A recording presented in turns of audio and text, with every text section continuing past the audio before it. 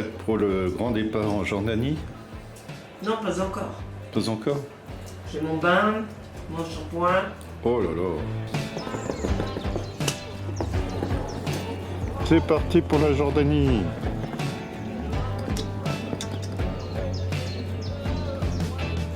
Voilà. Qu'est-ce que t'as foutu là-dedans?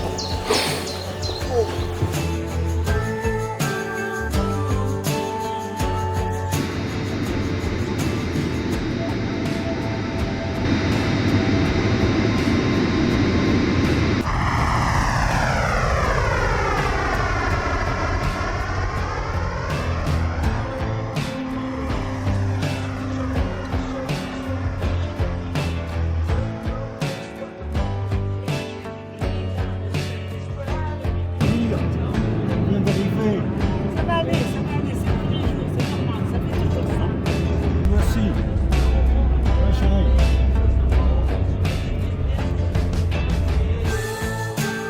Blottie au Moyen-Orient, entre la mer Rouge et la mer Morte, la Jordanie attend les voyageurs avec la douceur d'un thé à la menthe. Découvrir la Jordanie, c'est s'immerger dans l'histoire nabatéenne, au cœur du mythe de Laurence d'Arabie. Un voyage au pays des Bédouins. La Jordanie, c'est la garantie de faire un superbe voyage entouré de canyons, de falaises et d'arches naturelles. Des panoramas du Wadi Mujib, le grand canyon de la Jordanie, au fabuleux désert du Wadi Rum.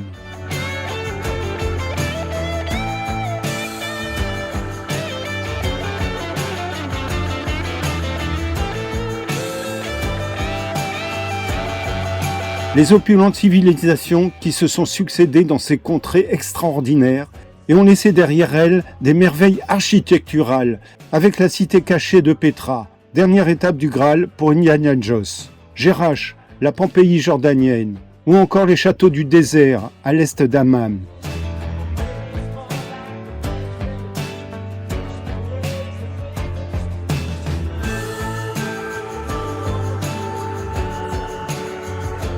Beaucoup de gens associent la Jordanie à un pays dangereux, car proche de la Syrie, d'Israël, de l'Irak, de l'Afghanistan. Pourtant, la Jordanie est un pays sûr. Les Jordaniens sont adorables, respectueux et prêts à vous aider et à vous guider. À aucun moment nous nous sommes sentis en insécurité.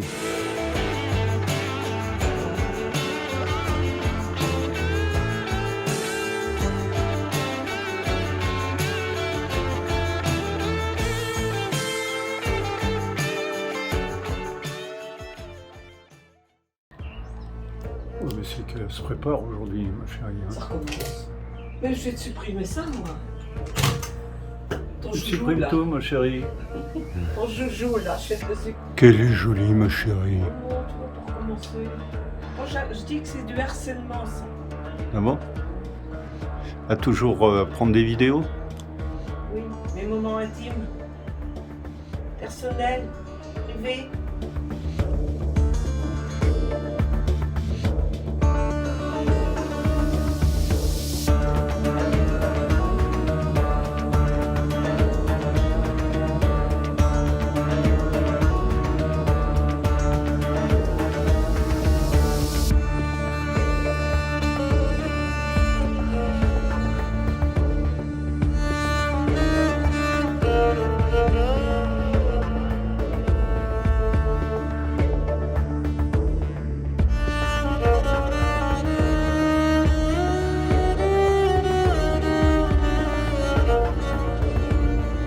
Amman, capitale de la Jordanie, 4 millions d'habitants.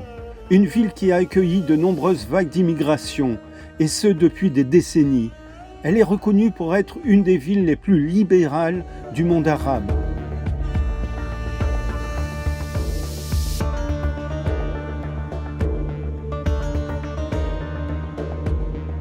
Amman n'est pas la ville la plus attrayante qui soit, et à première vue, on peut facilement se demander que faire à Amman.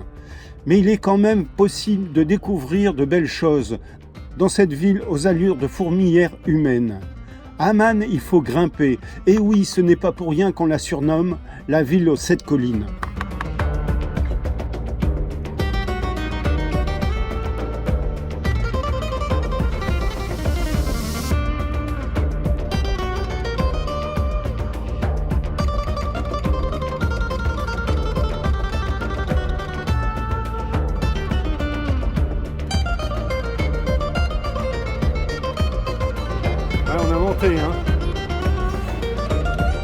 grimpette. Petite grimpette.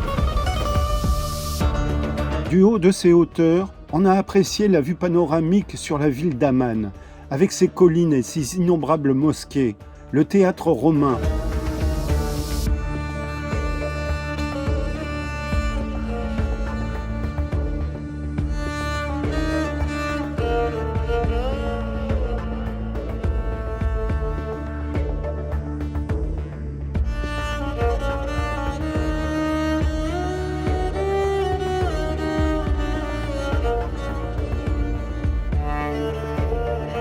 La citadelle est un incontournable lors d'un passage dans la capitale jordanienne.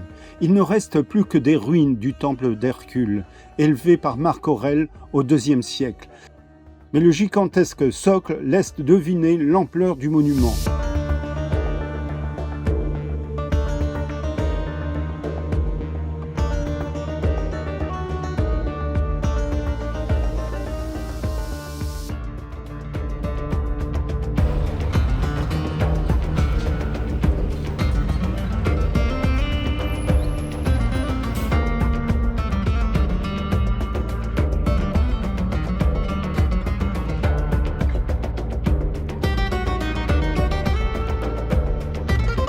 Le théâtre romain merveilleusement conservé. On a été surpris par son ampleur, impressionnant. Il pouvait contenir 6000 places. Il date quand même de 140 avant Jésus-Christ. On a trouvé assez fou de découvrir un tel monument en plein milieu de la ville. Le contraste est saisissant. Superbe, hein? Je dirais, mon chéri, grandiose.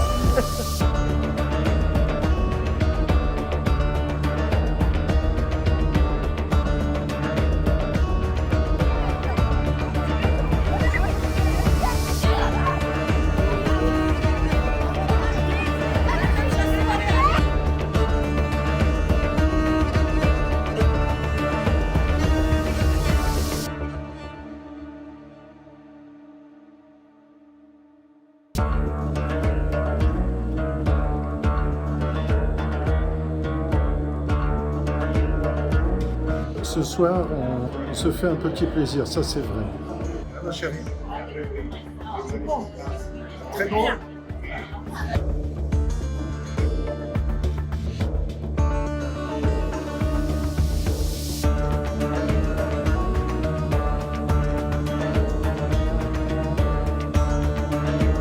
C'était très bon, hein, ma chérie. Hein. Ah oui, oui, c'était excellent. La Cradine, on s'en souviendra. Super joli, super beau.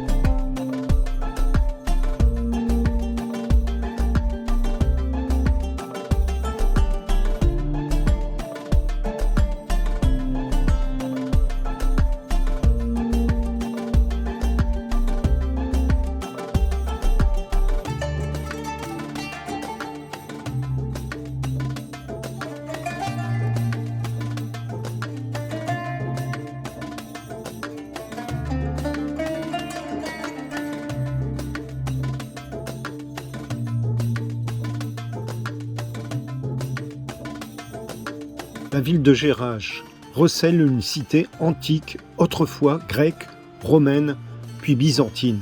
Admirablement conservée, elle est inscrite au patrimoine mondial de l'UNESCO. Un site exceptionnel et on comprend pourquoi. C'est devenu l'un des principaux points d'intérêt de la Jordanie avec Petra et le Wadi Rum.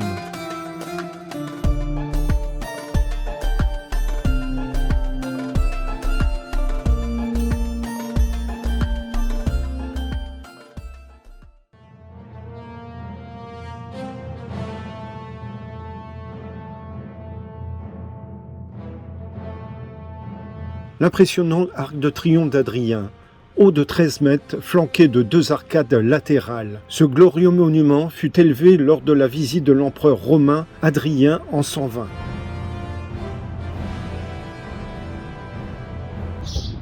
T'as vu Adrien? Ma chérie, Comment? as-tu vu Adrien? Non, il est où?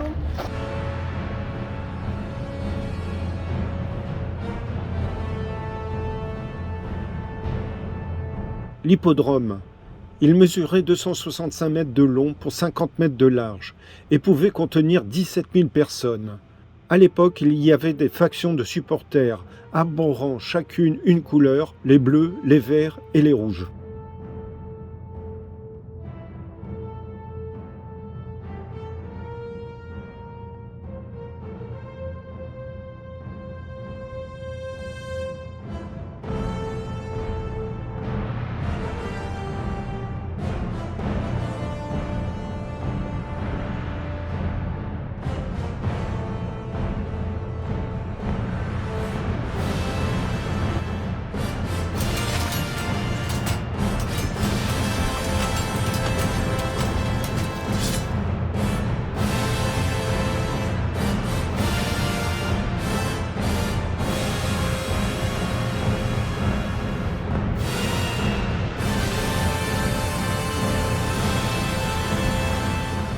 La place ovale est sans contexte la plus belle image que l'on garde de Jerash. Parfaitement conservée et superbe avec ses grandes dalles et ses portiques à colonnes ioniques.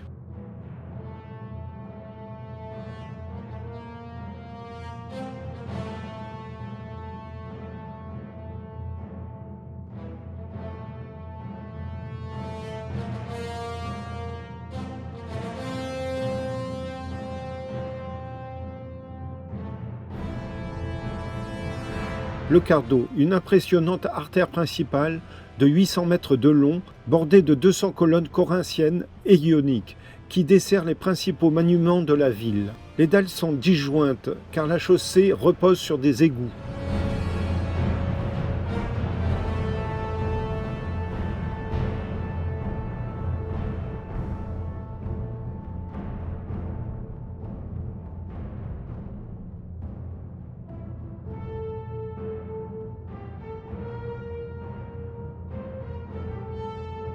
Le Cardo est jalonné de nombreuses fontaines. La monumentale fontaine de Néphée, dont il ne reste que la façade. À ses pieds, une grande vasque de calcaire rose, bien conservée de l'époque byzantine.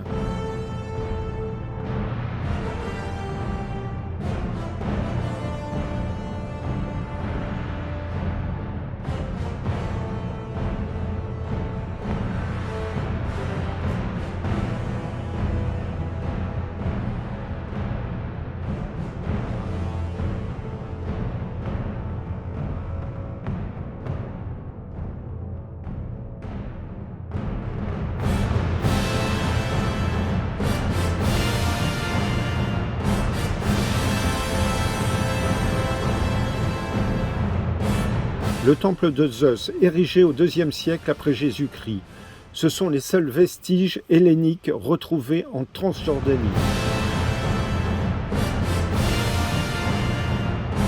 Le théâtre sud du 1er siècle, très bien restauré, est aussi impressionnant que celui d'Aman. Il pouvait contenir 3000 personnes. Il faut contempler la scène avec la belle décoration sculptée. Pour apprécier l'acoustique exceptionnelle, un joueur de cornemuse jordanienne est ici pour interpréter des morceaux musicaux.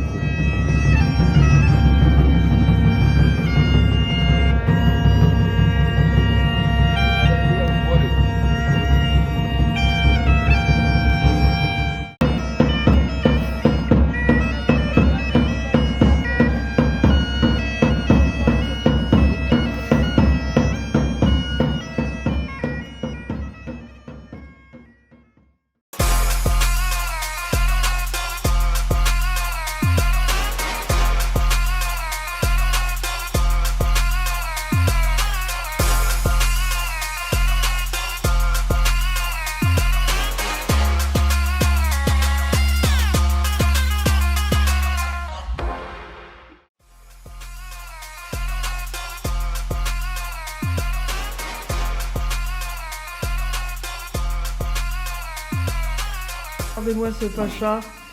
Il bave rien que de voir le plat. Non mais c'est pas pour toi tout seul. Hein. C'est divisé par deux là. Hein. C'est pas qu'une ration. C'est pour deux. Comme des cacahuètes ou des noix de cajou ou des... Dans ta salade de tomates? Oui, mais en sauce. Ah oui. Mmh.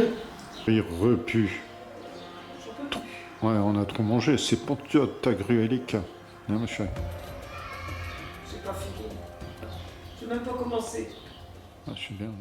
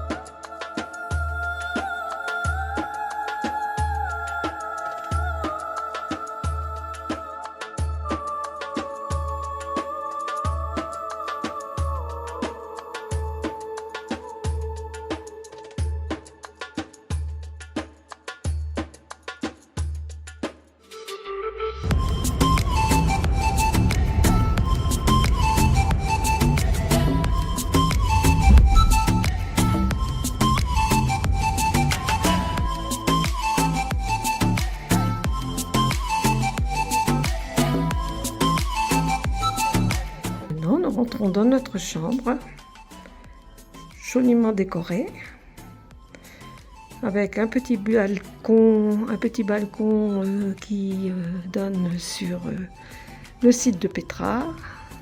Saute pas tout de suite, hein, mon chéri, tu attends. T'es pas content d'être arrivé? T'es au frais, t'as le ventre à table, et t'as la bouteille fraîche. Et t'as 2 bons lits là, tu vois. Bon, un pour toi et un pour moi, mais...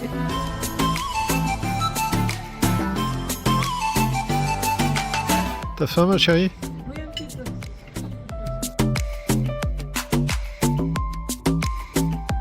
Tu penses à quoi, ma chérie? À demain. Moi, je pense à moi, à toi. Moi, je pense à demain.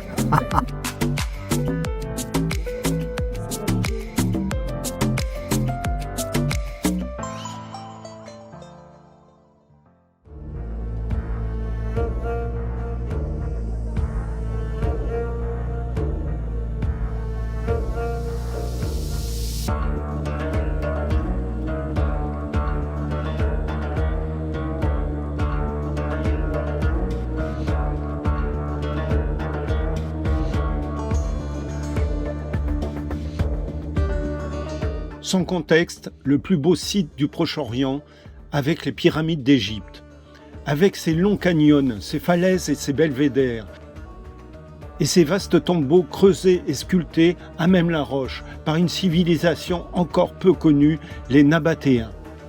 Mais Petra ne se limite pas seulement à ces monuments, c'est une cité étonnante, truffée d'habitations troglodytes.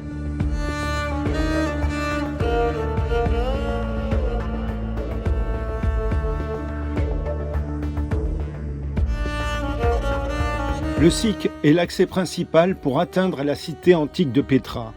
Il s'agit d'un canyon, un défilé qui semble résulter d'un gigantesque coup d'épée dans la roche rouge. Il ne mesure que quelques mètres de large par endroits, pour plusieurs centaines de mètres de haut.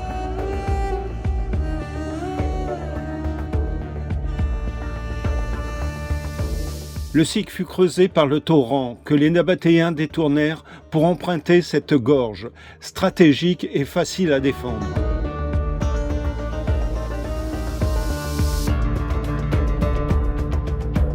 Un aqueduc et des canalisations courant le long des falaises desservaient en eau une partie de la cité. L'eau qui coulait dans les tuyaux en terre cuite provenait des sources jaillissantes à l'extérieur du site. Ouais, c'est les écoulements des eaux en fait. Tu vois ?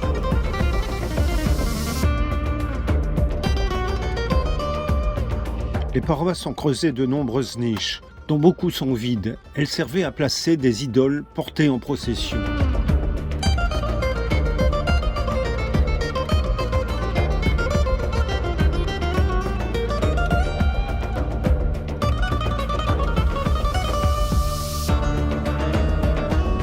Le plus beau et le plus connu des monuments de Pétra, haut de 43 mètres et entièrement sculpté dans la roche. Les archéologues continuent à s'interroger sur sa véritable fonction et à sa date. La partie supérieure du fronton est couronnée d'aigles, surmontée de la fameuse urne qui n'est autre qu'un symbole funéraire. Le casse-net était fermé par une porte en bois colossale, consumée par les flammes du temps. Sur le seuil, une grande coupe destinée aux sacrifices et aux libations.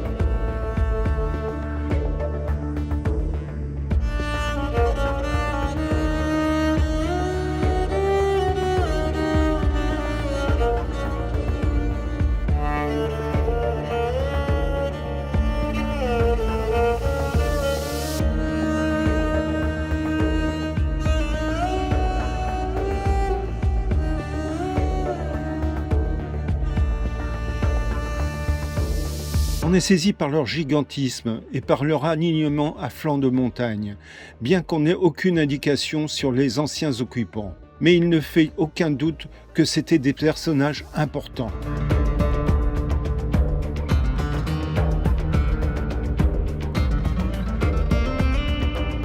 Oh oui, c'est pas un défilé de mode. Hein.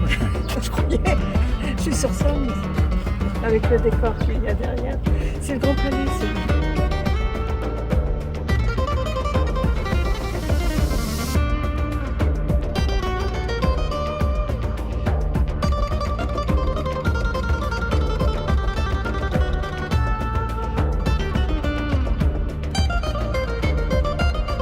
Depuis la terrasse, la vue est superbe sur le centre de la ville antique.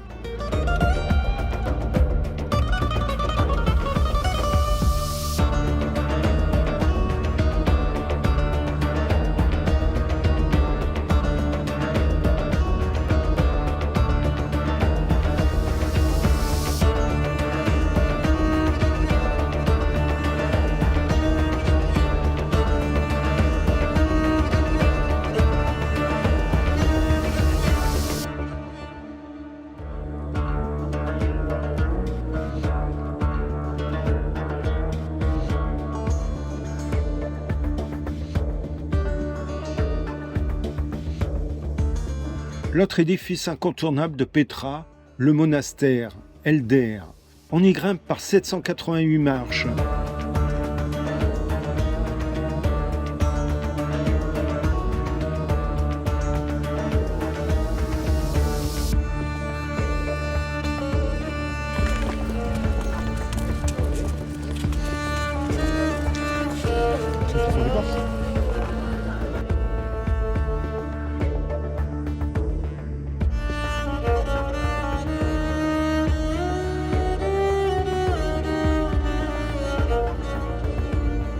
Ah, ma bédouine.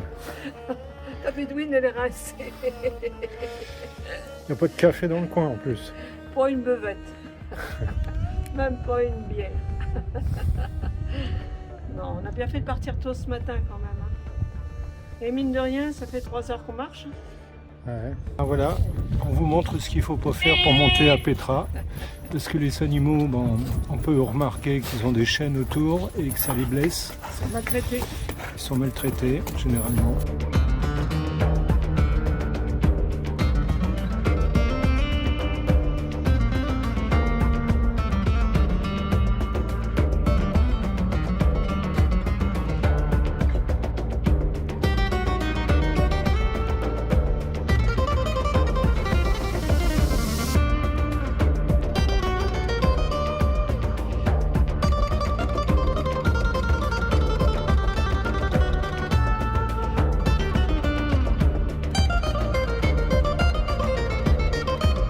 Le monastère est un édifice important de 45 mètres de haut et de 50 mètres de large, taillé dans le grès jaune de la montagne. L'urne mesure 9 mètres.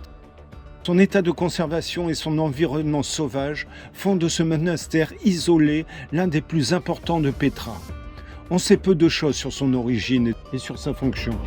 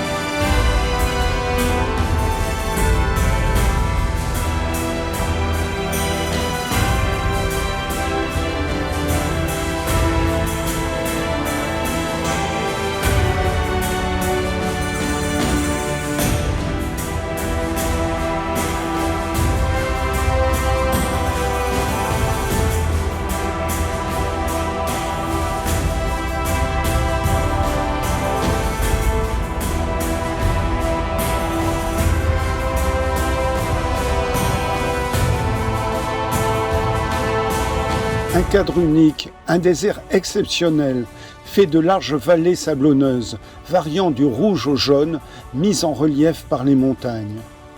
Un paysage fantastique avec les couleurs changeantes, ses étranges djebels et ses dunes, des levées et des couchers de soleil mémorables. Le Wadi Rum, c'est tout cela à la fois.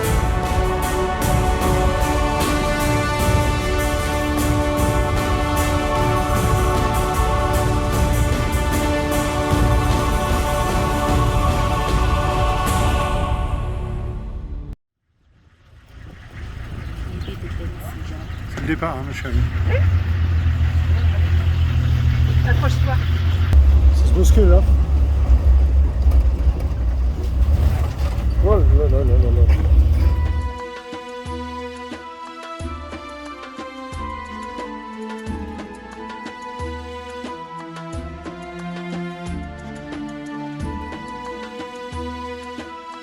Encore ébahis par les trésors de Petra, nous prenons la route en direction du Wadi Rum, le désert de montagne. Nos corps balancent à l'arrière, ils soufflent comme un air d'aventure. L'air frais avive notre excitation de découvrir tous les trésors cachés du Wadi Rum. Vas-y ma chérie, descends. Ça a l'air dur au petit matin comme ça. On va avoir plein les baskets.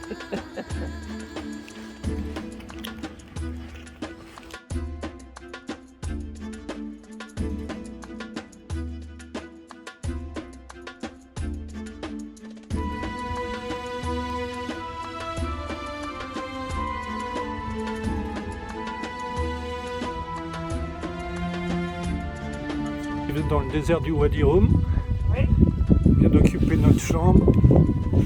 La température, Bon, je sais pas, ça doit avoisiner les 40 degrés pour le moment. aux couvertures au cas où il fait froid, Ah bah là, à mon avis, ça m'étonnerait. Je refais le lit. Hein. l'oreiller est bien ma chérie. Tu fermes tout ma chérie. T'as du mal? Hein? Du mal à fermer?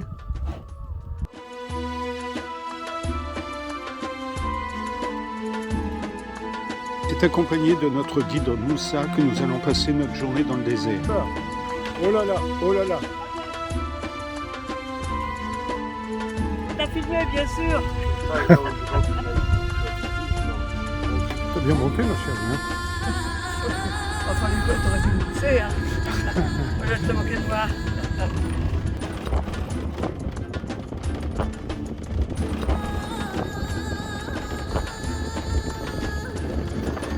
Notre premier arrêt est la source du Père Dané. Il s'agit d'une source qui descend des montagnes grâce à des canalisations pour alimenter un grand réservoir destiné aux animaux et aux bédouins. Grimpe ma chérie, grimpe. Le site n'a rien d'extraordinaire en soi, mais la vue sur le Djebel Ghazali est superbe. Il faut crapahuter dans les rochers pour monter jusqu'à la source.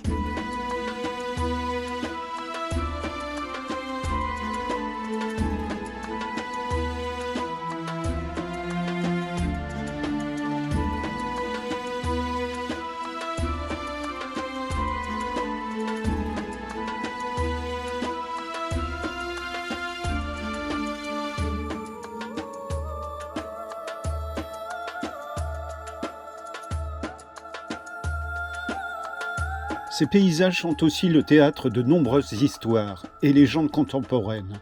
La plus connue concerne Laurence d'Arabie, ce militaire et écrivain britannique qui aurait contribué à la révolte contre les Turcs dans le sud de la Jordanie. Ce mythe de Laurence d'Arabie a été sublimé dans un film éponyque. Si la véracité historique des faits est critiquée, ce film a sans aucun doute contribué à la notoriété du Wadi Rum.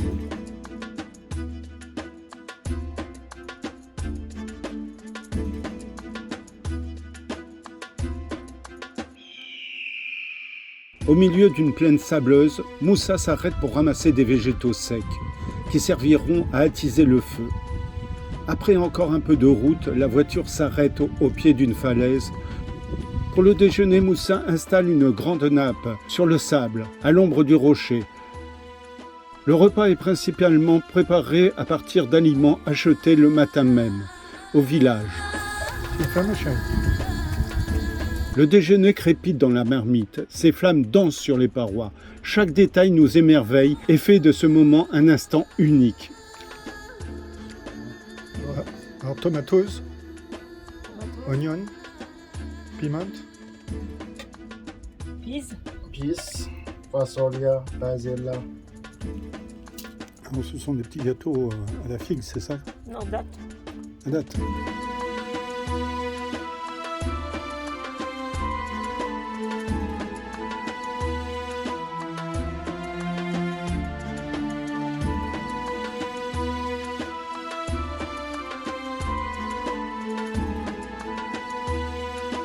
Une arche naturelle, superbe curiosité géologique, que les frimeurs se font une joie d'escalader pour se faire photographier au sommet.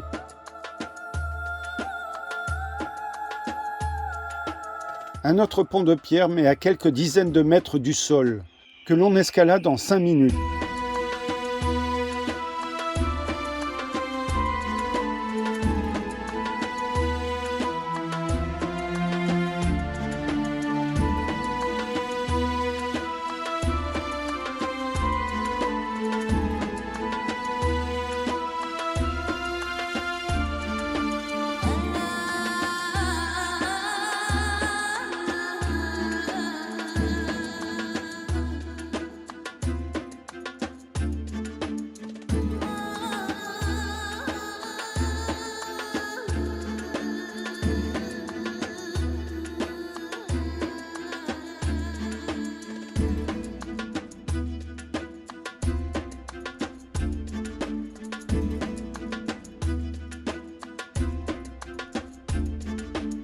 Un impressionnant défilé de quelques centaines de mètres. La piste descend, grimpe, tourne. Les Bédouins eux-mêmes y enlisent parfois leur pick-up, tant le sable y est épais.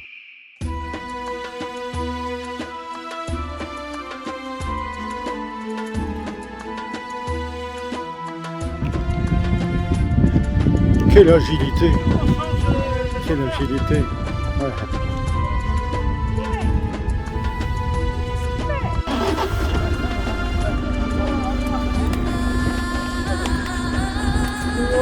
J'ai soif, hein, ma chérie.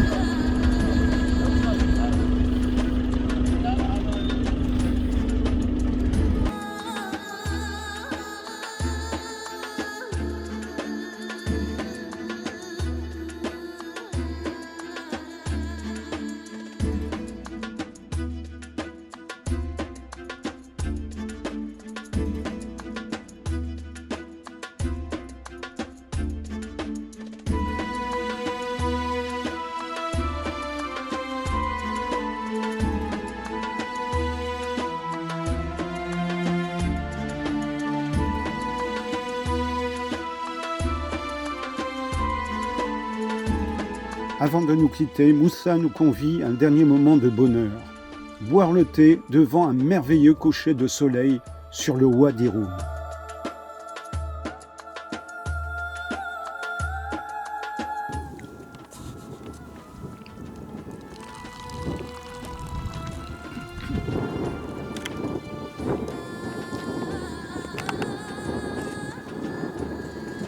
Thank you.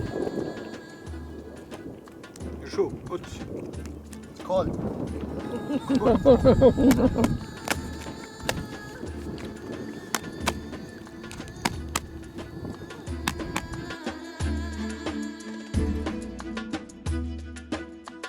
Les montagnes semblent flotter au-dessus du sable. Ces couleurs ocres sont magnifiées par les lumières dorées du crépuscule. Le Wadi Rum est sans nul doute l'un des plus beaux déserts que nous ayons eu la chance de contempler.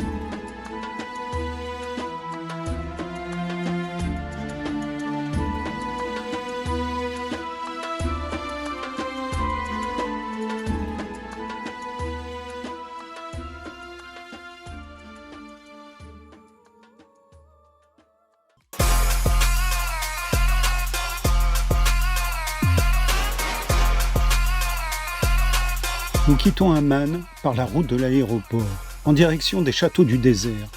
Le GPS prend le relais dans les zones artisanales ou commerciales. Il n'existe qu'une route qui traverse le désert, avec la bizarre sensation de savoir que l'Irak n'est qu'à 210 km.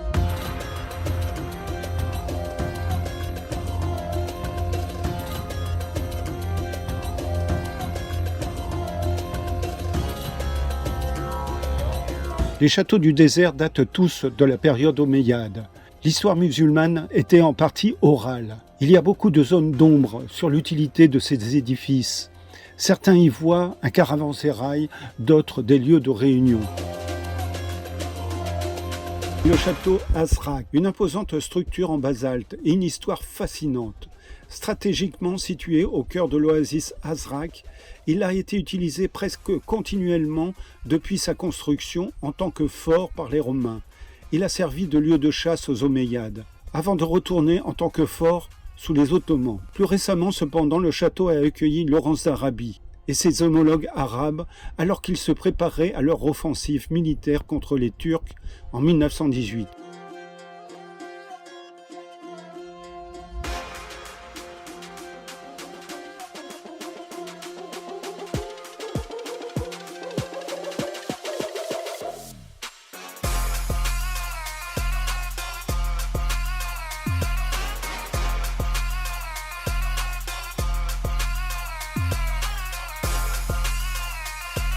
Le Ksar Amra, il semble même se fondre dans le désert. C'est l'un des châteaux les plus intéressants du pays. Il a d'ailleurs été inscrit au patrimoine mondial par l'UNESCO.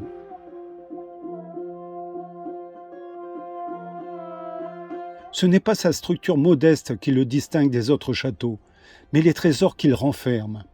En pénétrant à l'intérieur, on a le souffle coupé par de superbes peintures. Elles représentent les rois omeyyades, de grandes scènes de chasse, une incroyable représentation du cycle de la vie, de la naissance de la mort.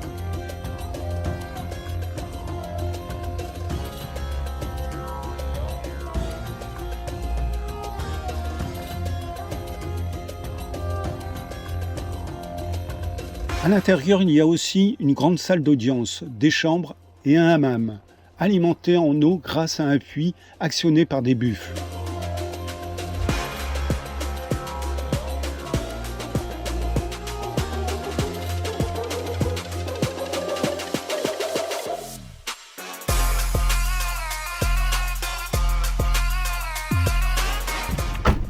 Attention parce que les mouches elles veulent monter. Ah, ça te fera de la compagnie, ma chérie. Non mais c'est le genre de compagnie que je ne recherche plus.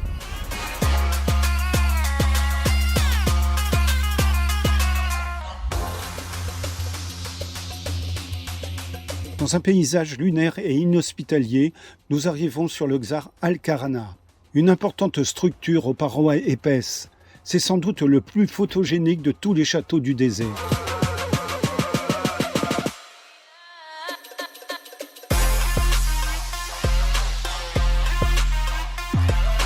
À l'intérieur, la cour offre un espace calme et protégé par le vent. Un calme intense rompu par les quelques oiseaux qui ont investi le château. Les chercheurs pensent qu'il servait de caravansérail avec 90 couchages, une écurie et des salons.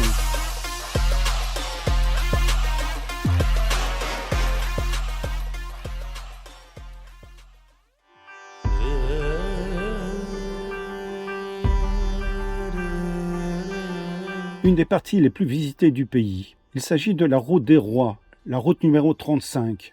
Elle traverse de hauts plateaux et des canyons spectaculaires, ainsi que des sites religieux majeurs.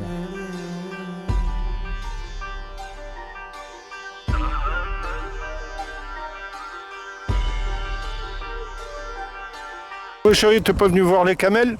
Non mais tu vas voir, ils sont passés devant la voiture, c'est sympa aussi. Ah oui, d'accord. Ouais,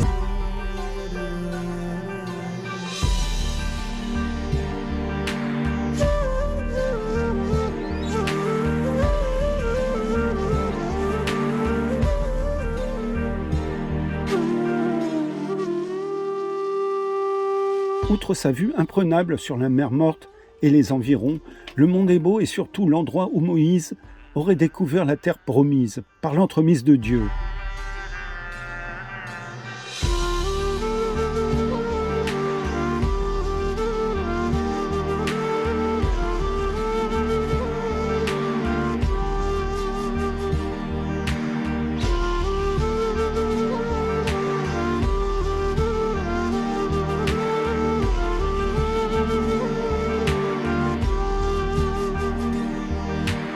Pour commémorer la mémoire de Moïse, un monastère puis une église furent construits ici. Les Byzantins en feront ensuite une basilique. Ces fondements existent toujours, mais la structure globale a disparu avec le temps. Pour les protéger, une église moderne a été construite au-dessus.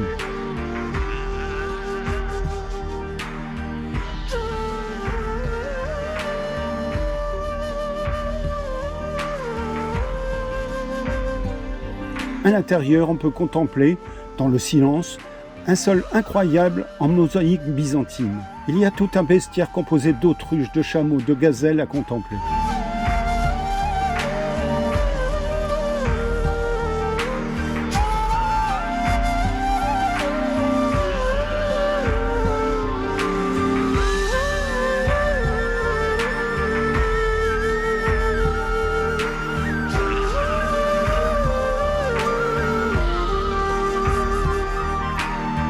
Nous avons passé un long moment dans le Wadi Mujin. Un point de vue époustouflant. Même avec une légère brume et le vent tenace, nous n'arrivons pas à décoller notre regard du paysage.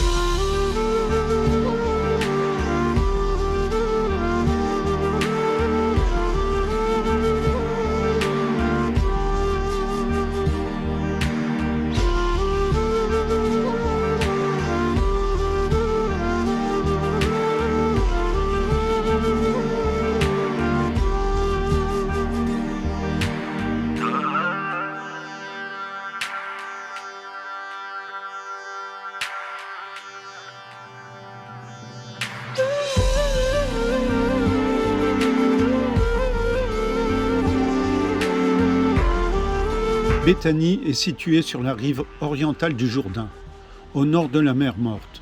L'endroit où le Christ a reçu le baptême est devenu un haut lieu de pèlerinage.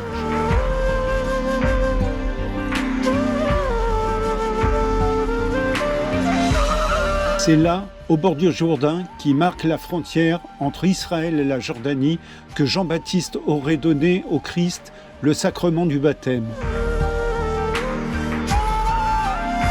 Au cours des dernières années, le site a reçu la visite de nombreux souverains pontifes.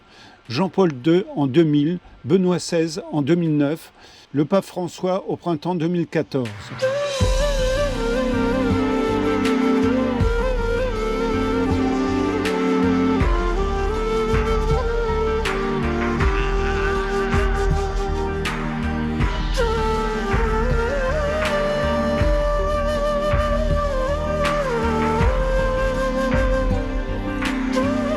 Sainte Hélène, la mère de Constantin, demanda d'ériger un monastère à l'endroit exact où Saint Jean-Baptiste baptisa le Sauveur.